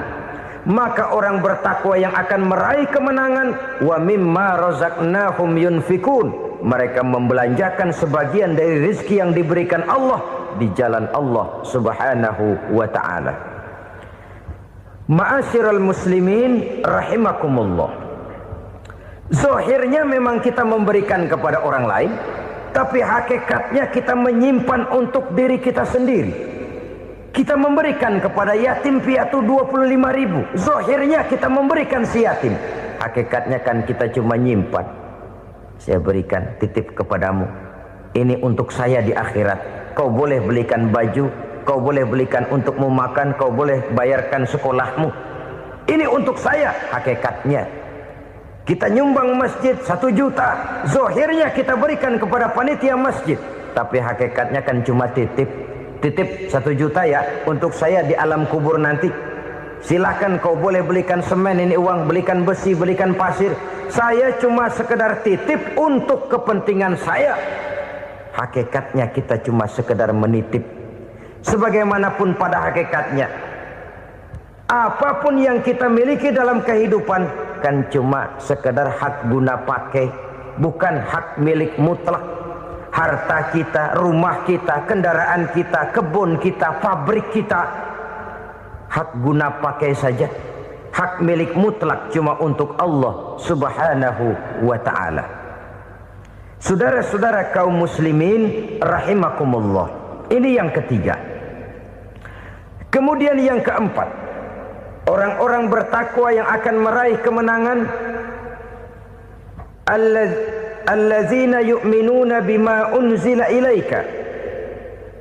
Mereka yang beriman, mereka yang percaya kepada apa yang telah diturunkan kepadamu Muhammad, ay Al-Quran, yakni Al-Quranul Karim.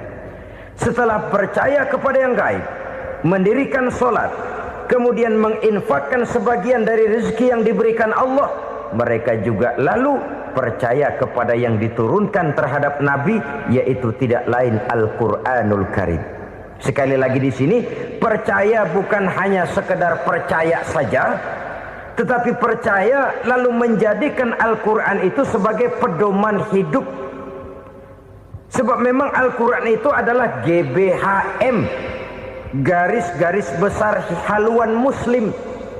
Apa yang harus kita lakukan, apa yang harus tidak kita lakukan, bagaimana mestinya kita bertingkah laku dan berbuat, seluruhnya tercantum di dalam Al-Quranul Karim. Itu sebabnya ketika satu hari Aisyah ditanya bagaimana akhlak Rasul, beliau menjawab, kana Rasulullah sallallahu alaihi wasallam khuluquhul Quran. Akhlak daripada Rasulullah tidak lain adalah Al-Quran. Jawaban simpel ini memberikan gambaran bahwa keseluruhan daripada konsepsi Quran sudah diterjemahkan dalam kehidupan Rasulullah sallallahu alaihi wasallam. Karena kita tahu akhlak adalah keseluruhan dari gerak hidup manusia. Sejak ia berpribadi, berumah tangga, bertetangga, bermasyarakat, sampai kepada berbangsa dan bernegara, Al-Quran tetap memberikan sentuhan nilainya. Oleh karenanya, orang-orang yang bertakwa adalah orang-orang yang menjadikan Al-Quran sebagai pedoman dalam kehidupannya. Dan kita yakini Al-Quran diturunkan kepada Nabi Muhammad bukan merupakan produk Nabi Muhammad. Isi dan redaksinya langsung dari Allah Subhanahu wa ta'ala. Kemudian cirinya yang kelima, orang bertakwa yang akan meraih kemenangan itu, wa ma unzila min qablika. Tidak hanya sekedar percaya kepada yang diturunkan terhadap Nabi Muhammad, yaitu Al-Quran, mereka juga percaya kepada apa yang pernah diturunkan kepada para nabi, kepada para rasul sebelum Nabi Muhammad. Percaya kepada adanya suhuf, percaya kepada adanya Taurat, percaya kepada adanya Injil, percaya bahwa Allah dahulunya sudah menurunkan Taurat kepada Musa, percaya bahwa Allah sudah menurunkan Injil kepada Isa, percaya Injil ada, Taurat ada, diturunkan Allah untuk Isa dan Musa, tetapi tidak wajib mengamalkannya karena kita sudah diberikan Al-Quranul Karim. Ini yang perlu saya garis bawahi. Kita percaya Allah telah menurunkan Injil dahulu kepada Isa. Kita percaya bahwa Allah telah menurunkan Taurat dahulunya kepada Nabi Musa. Kadang-kadang ini dijadikan dalih, dikacaukan pengertiannya. Quran saja mengajarkan bahwa orang yang bertakwa harus percaya kepada Injil, maka pakailah Injil. Apalagi kalau ayat sebelumnya ditilap, dihapus, dihilangkan, Injilnya yang ditekankan, maka akan terjadilah penekanan yang salah arah. Karena salah arah akhirnya bisa merusak dan menghancurkan akidah. Ketika Rasul suatu saat pernah ditanya orang, "Ya Rasul, bagaimana sikap kita sebagai muslim terhadap Injil yang ada sekarang?" Beliau menjawab, "La tukadzibuhu jami'an wa la tusaddiquhu jami'an." Jangan didustakan seluruhnya, jangan juga dibenarkan semuanya. Artinya, ini sudah merupakan gambaran dari Rasul bahwa dalam Injil yang ada sekarang masih ada ajaran-ajaran tauhid yang dibawa oleh Nabi Isa dan diajarkan kepada umatnya. Tapi juga dalam Injil yang sekarang ini sudah terkena intervensi dan investasi manusiawi. Karena itu Rasul menyimpulkan, la tukadzibuhu jami'an wa la tusaddiquhu jami'an. Jangan didustakan semua, jangan dibenarkan seluruhnya. Kita memang percaya Allah telah menurunkan Injil kepada Nabi Isa dulu, tapi kita tidak wajib mengamalkan Injil. Kita percaya Allah telah menurunkan Taurat kepada Nabi Musa, tapi kita tidak wajib mengamalkan kitab ajaran Taurat. Yang wajib kita percayai dan kita amalkan hanyalah Al-Quranul Karim. Kenapa? Oleh karena baik yang ada di dalam Taurat, baik yang ada di dalam Injil, tentu tercakup di dalam Al-Quran sebagai kitab terakhir yang diturunkan oleh Allah Subhanahu wa Ta'ala. Dan itu wajar. Kalau seorang pejabat mau mengeluarkan satu keputusan baru, tentu dia harus meninjau keputusan-keputusan lama. Andai kata dianggap tidak berlaku, dianggap tidak relevan lagi, maka keputusan-keputusan lama itu tentu sudah dianggap tidak berlaku.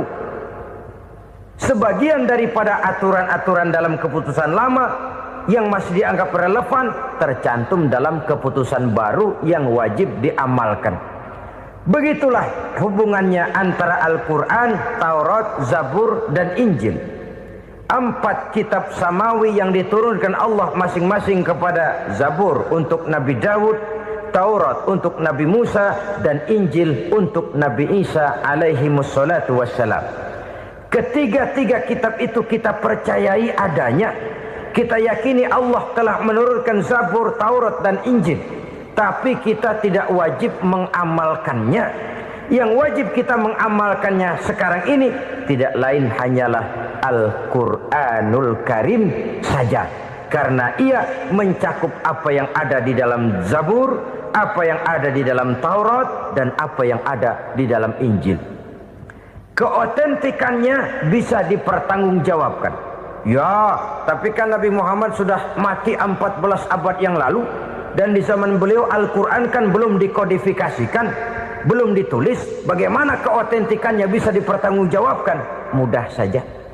Allah berjanji, "Inna nahnu nazzalna dzikra wa inna lahu lahafizun."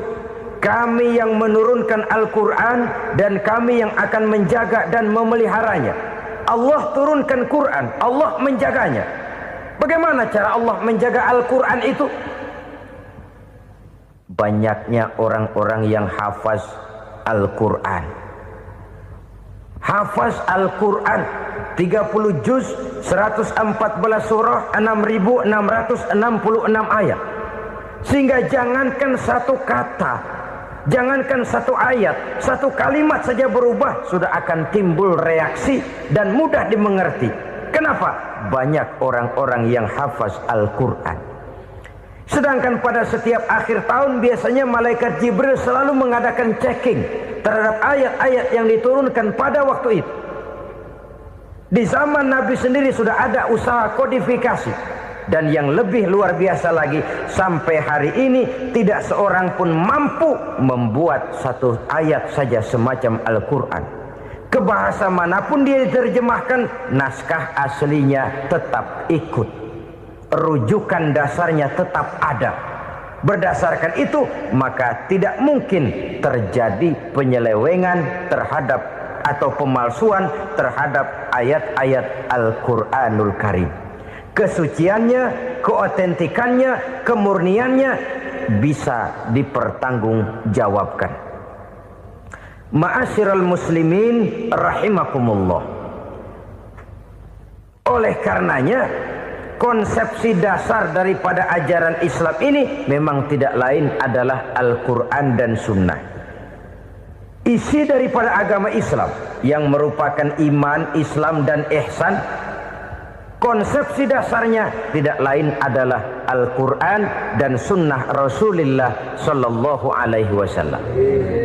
Maka yang kita perlukan sekarang ini adalah terjemahan Al-Quran di dalam kehidupan kita. Dengan demikian, maka gaya kehidupan yang lebih Qurani itulah yang kita dambakan. Kita perlu memang terjemahan Quran dalam bahasa Inggris, dalam bahasa Belanda, dalam bahasa Jepang, tapi yang lebih kita perlukan adalah terjemahan Quran di dalam kehidupan kita. Konsekuen, tidak memanipulasi, ringan sama kita jinjing, berat sama kita pikul. Jangan kalau lempengan ayat Quran itu kira-kira enak diamalin, keras teriakan kita. Giliran kira-kira ayat Quran itu mukul kepala kita sendiri, diam kita. Itu ciri yang pernah disindir Allah dalam awal-awal Baqarah juga. Ciri beragamanya orang yang munafik. Kullama adha'a lahum masyawfi, kata Allah. Wa iza azlama alaihim qamu. Apabila terang mereka jalan, apabila gelap mereka berhenti. Artinya, kalau kira-kira di Islam nguntungin, rame-rame pada teriak Islam. Tapi ketika diminta untuk berjuang, ketika dituntut untuk berkorban, rame-rame mengundurkan diri. Nasib agama tidak ubahnya seperti daun pisang yang dikait orang di tepi jalan lantaran tak berpayung di ketika hari hujan. Manakala hujan usailah sudah, daun itu pun dicampakkan di tepi jalan, diinjak pula orang nan lalu. Artinya, orang menjadikan agama cuma sebagai lipstick, decoration only, tidak konsekuen. Hanya pada saat-saat kelihatannya Islam membawa keuntungan, rame-rame orang teriak-teriak tentang Islam. Tapi jikalau diminta berjuang, jikalau dituntut untuk berkorban, biasanya rame-rame juga mengundurkan diri. Jangan heran kalau mayoritas hitungan kita, tapi minoritas peranan kita. Kuantitas kita dalam jumlah, tapi dalam kualitas kita lebih sering jadi penonton daripada jadi pemain. Padahal itu sangat tidak boleh terjadi. Umat Islam di Indonesia harus bangkit. Umat Islam di Indonesia harus sadar akan keberadaannya. Tidak boleh hanya jadi penonton berpangku tangan.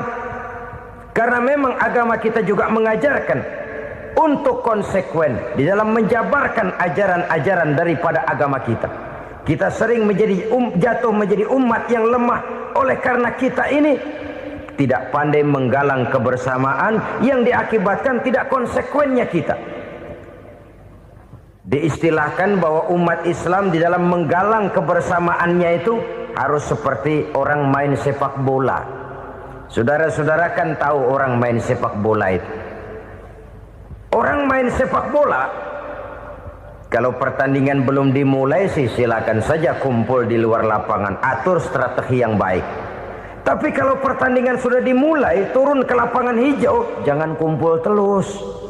Ada sepak bola gotong royong, mundur-mundur rame-rame, depan ke depan kumpul melulu mainnya. Kalah. Orang main sepak bola itu ya harus ada penyerang tengah, Harus ada penjaga gawang, harus ada strikernya, harus ada kiri luarnya, kanan dalamnya yang jadi backnya. Posisi boleh bermacam-macam, tapi yang penting saling ngoper untuk menggolkan gawang lawan. Begitulah umat Islam ini. Boleh ada yang jadi pejabat, boleh ada yang jadi pengusaha, boleh ada yang jadi petani, silakan ada yang jadi seniman, ada yang jadi penyair, ada yang jadi artis sekalipun. Tapi kalau sudah berhasil menguasai bola, jangan lupa operannya.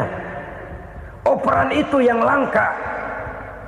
Kita ini muslim kadang-kadang kalau sudah memegang menguasai bola, kalau belum mau mampus, belum mau ngoper. Nanti kalau sudah nggak punya bola, baru mau ngoper. Kalau sudah dengar-dengar mau dekat pensiun, baru mau jihad. Baru mau berjuang, baru mau ngurus pesantren. Tanda tangan sudah tidak laku, memo sudah tidak dihargai, baru mau berjuang. Kemarin kemana mas? Kita tidak pandai memanfaatkan posisi. Dengan kata lain, kalau kembali kepada persoalan kita, konsekuensi kita terhadap agama yang kita anut ini belum ideal. Kita masih lebih sering berislam ini pada saat-saat yang menurut perhitungan kita membawa keuntungan. Tapi kalau diminta berjuang, dituntut berkorban, yang itu pun hakikatnya adalah untuk kepentingan kita juga. Allah tidak pernah menuntut kita untuk jihad bagi kepentingan Allah, itu tidak. Berjuang menegakkan agama Allah, apakah untuk kepentingan Allah? Tidak. Untuk kepentingan kita. Sebab nilai-nilai jihad itu pada akhirnya akan membawa kita kepada suatu kebahagiaan. Setidaknya kalau tidak di dunia, tentu di akhirat sebagai syahid. Oleh karena itu, pada bagian akhir ini saya ingin mengajak, marilah kita konsekuen. Sekali kita berkitabkan Al-Quranul Karim, mari dia kita jadikan pedoman. Jangan cuma kita jadikan sebagai penghias dinding, pelengkap rumah, bahwa di rumah kita ada Al-Quran, tapi yang baca kecoa. Habis pada bolong tuh Quran. Yang penting kan punya Quran. Ditaruh di pintu rumah. Biar apa? Biar kuntilanak kagak masuk katanya. Ya apa itu nasib Quran, cuma kerjanya jaga pintu, ngusir kuntilanak, ngusir memedi. Bagaimana kita hidup menurut tuntunan Al-Quran? Kadang-kadang tidak pernah menjadi masalah bagi kita. Maka bagaimanakah Al-Quran akan mungkin membawa keberkahan dalam hidup kalau ajarannya kita injak-injak dalam keseharian kita. Mewujudkan gaya hidup yang lebih Qurani, itulah yang akan kita rintis di dalam kehidupan kita. Bertahap, step by step, menurut kemampuan yang ada pada kita. Jika jalan ini tidak bisa kita selesaikan, percayalah akan ada generasi penerus yang akan melanjutkan usaha dan cita-cita mulia itu. Jadi percaya kepada Taurat, percaya kepada Injil, sekadar percaya Allah dahulunya sudah menurunkan itu. Tapi kita tidak wajib mengamalkannya. Kenapa? Generasi Injil masa berlakunya sudah kedaluarsa.